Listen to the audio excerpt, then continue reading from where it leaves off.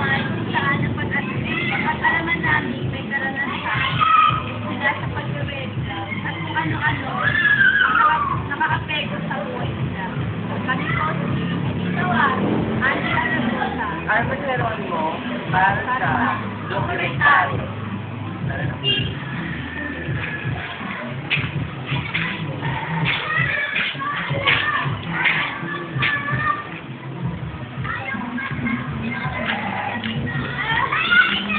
Pakita po tayo sa bahay ni Raquel Sagdas. Bagay, siya po yung may karanasan para sa pagkarenta. Dahil sa mataba na tanggal siya sa trabaho, yan.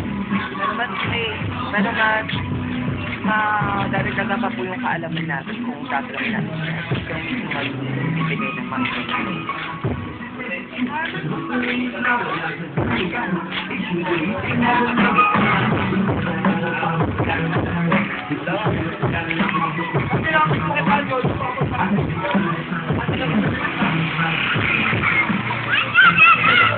Napakatilig, napakainit, kaya kailangan sinipitin na pura ng guys sa taas. Tapos pa, idadagan na ng aming dokumentaryo. Para magmukha ka sa bahan.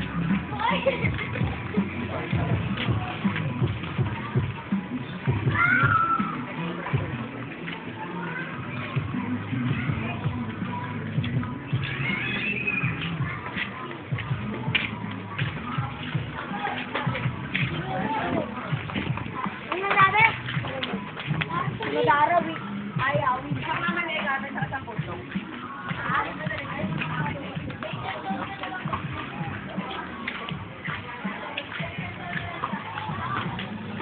So, nandito po tayo sa Inocencio, sa Bandang Tondo. Nandito po siya. Hi. Mamaya ba? Kaya magtigal na po ako mas nagandaan.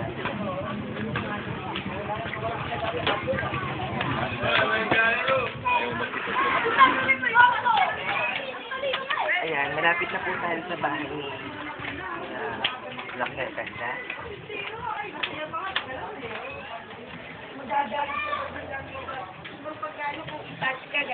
Magagalit yung ano mo.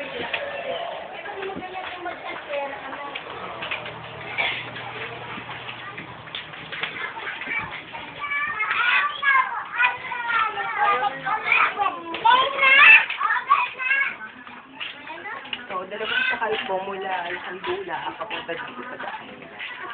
At Ilaya, tapos sa Bilas, Galhag po. Buti hapon sa point natin pamilya dito.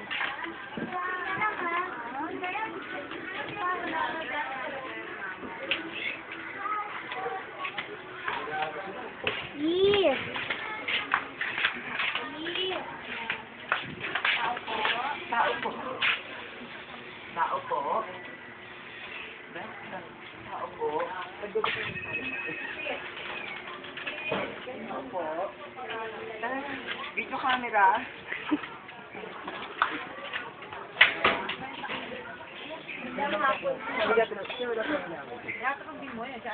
Ito po, silang dalawa po yung may karanasan sa pagbebelda. Magkapatid sila, si Ruby at saka si Raquel. Okay. So, ayun sila. Yung bahay nila. Ayun sila. Bahay nila. Sige na tayo. Pwede po magtanong. Ano po yung werga para po sa inyo?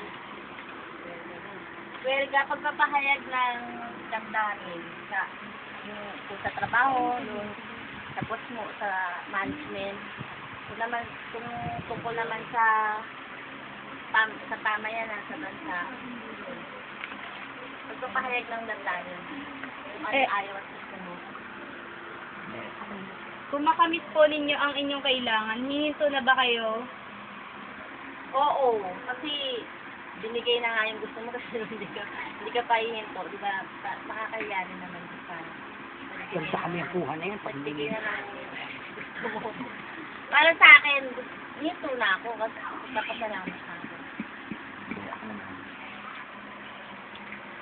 Tuwing ginagawa niyo po ang pagwewelga, ano ang inyong nararamdaman? Siyempre galit. Kasi meron kang gusto na hindi na gusto sa mga patakaran, mga maling patakaran, kaya ka nag-welga. Kung meron, kaya ka nag-welga, hindi nabibigay yung karapat-dapat na para sa iyo, mga karapatan mo, diba? Eh, ano naman po yung naging buhay po ninyo nung nagwewelga po kayo? Nagkulang na ako ng time sa family, sa anak. Saka, pagod, puyat, gutom, walang budget, paghihirap, yung mararamdaman mo kapag nag-welga ka. Oo. Sige po, maraming salamat po. Salamat po sa... Sa operasyon niyo at dapat niyo po ang makatagpuan. Salamat po. So ngayon, patungo na po tayo kay Rowena Perez sa kabilang ibayo ng bahay nito. Kalapit lang po sila at magkapit bahay. Kabilang bahay.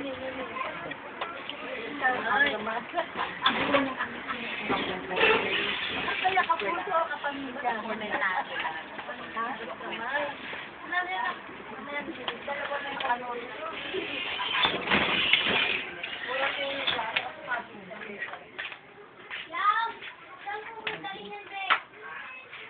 Tao po.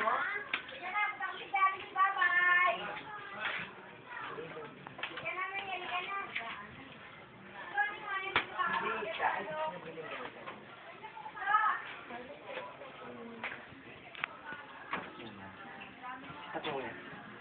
Ano to, stop?